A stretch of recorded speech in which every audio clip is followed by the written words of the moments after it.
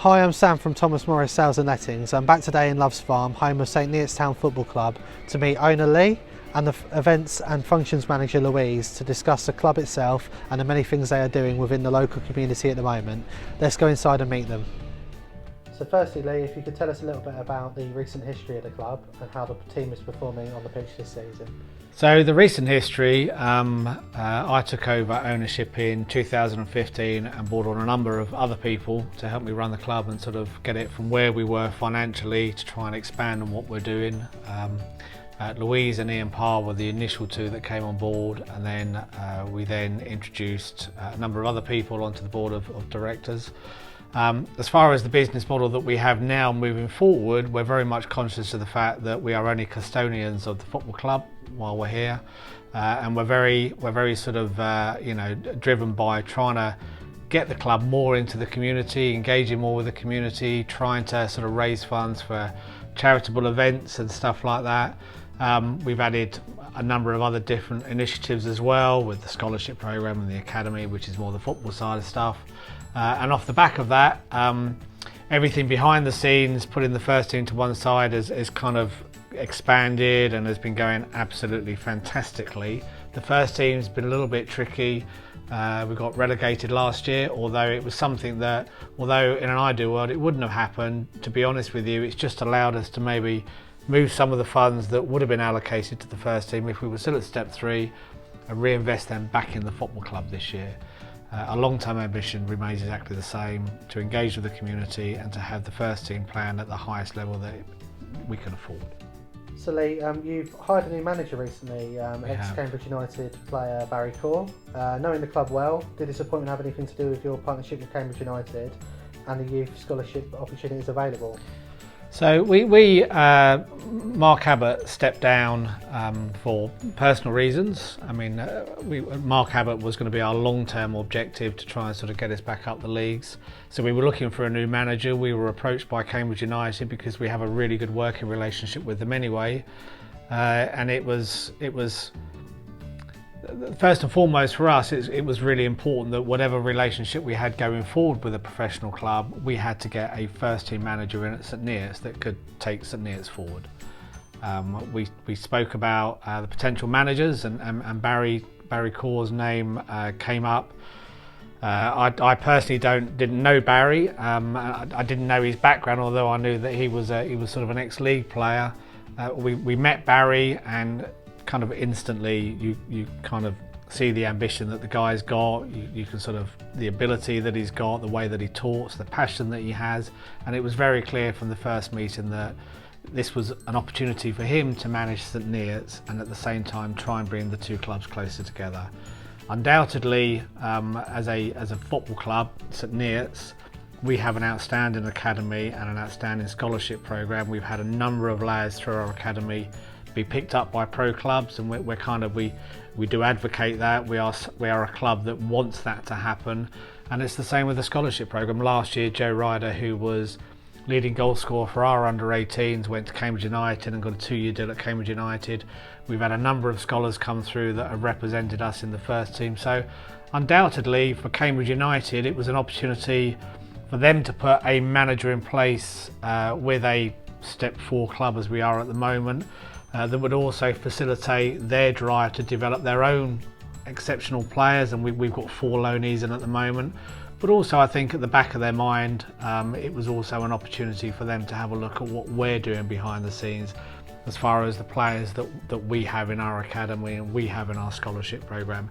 And if there's last year we had an under 12 that played in the same team as my lad, and he was picked up by Peterborough United and put on a 2-year contract. Now, if we're bringing these lads through and we're developing in the right kind of way, then we would love every single year to have 5, 6, 7, 8 players from our academy go to pro clubs. At the moment we probably have 4, 5 or 6, but that will change over a period of time. That will get better and better. The longer we have these players, the more chance we've got of developing them and making sure they're doing the right thing. So it's a win-win for us. We've got an exceptional guy who's going to manage our football club and take our football club forward. The performances on the pitch have improved already.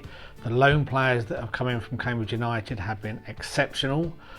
We played last night and we played 9th in the league and we beat them 3-0, and it's one of the first games that I've seen for a while because I've got sort of other commitments, and brilliant. You know, you could not ask more of Barry and the coaching staff and the first team players at the moment, and it bodes well for the future. This is a long-term partnership for us, so it's not a case of Barry coming into the end of the season and then we'll sit down again. This is a case that we've already had open discussions about how the partnership can work next season. They will remain confidential until such time that they've been finalised, but undoubtedly for us as a non-league football club that has fantastic facility, we have a great sort of ethic on how we develop players. It's a brilliant opportunity to work with like-minded people at Cambridge United and bring the two clubs together so there is a mutually beneficial pathway for these talented footballers.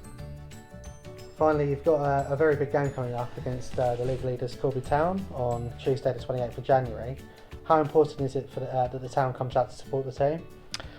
Yeah, I mean for us we've been really surprised this year. Although we've dropped a league, our level of support has still been fantastic. I think we're the third best supported team in the league, which when you consider the other team, one of them is Corby, which has got a real big catchment area. The other one is Bedford, which again is quite a big catchment area. So for us it's really important because, you know, the money that comes into us and the support that the lads get, you know, it makes us a much healthier business and allows us to do a lot more in the community. So, you know, it's just bringing the whole package together really, and you know, there's nothing better. I mean, we had a charity event up here last year when we played Samuel. We supported Samuel Pepys for their minibus fund, and there must have been kind of, you know, about 400 or 500 people out there cheering on, and I managed to get onto the pitch, and it's brilliant. So for our first team to play in front of bigger crowds, undoubtedly it does lift them. So it is really important. It's Tuesday night, 7:45 kick-off. It's only £7 for an adult, £5 for a concession. 16 to 18 is £2, and under 16 is free accompany with an adult. It's a really good atmosphere, really friendly. So if you've not been before, highly recommend it. So Louise, obviously football's a massive part of what you're trying to achieve here, but I also believe that you're very active in the local community and run numerous events. So could you give us a little bit of an insight into that side of things and maybe talk about the charity event, which I believe you're running on the 15th of Feb? Yeah, so here at St.Neots Town Football Club, we've got 2 function suites which we hire out. These can be hired out for private functions, and also we gift a lot of use to different organisations for charitable events.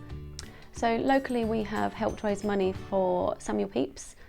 Samuel Pepys needed money for a new minibus, so we gifted the whole facilities for them to come in, have a charitable football match. They held a raffle, we had the bar open. There was probably about 400 or 500 people here, and they raised a good few £1,000s to go towards their new minibus fund. We also helped Little Miracle and Roundhouse Primary School, who are situated on Loves Farm.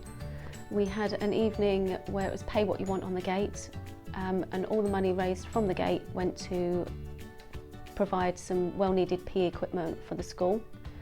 We've got a massive Macmillan Motown Gold evening coming up on the 15th of February.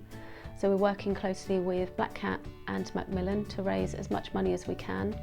The event went out 2 weeks ago, and we're already sold out, so that's over 200 tickets sold for this. Alongside the 2 function suites, we also have a 3G facility. It's a fantastic facility that was renewed last May. This is gifted to lots of different schools and groups. To name a few, we have Roundhouse, we've had Samuel Pepys having their football festivals out there, we have PE lessons, sports days, and we also run walking football every Friday. So it's, as it sounds, walking football that houses anybody over 65. So yeah, it's a fantastic facility. Thank you both Lee and Louise for taking the time to meet with us today. I've been Sam at St.Neots Town Football Club. Thank you for watching.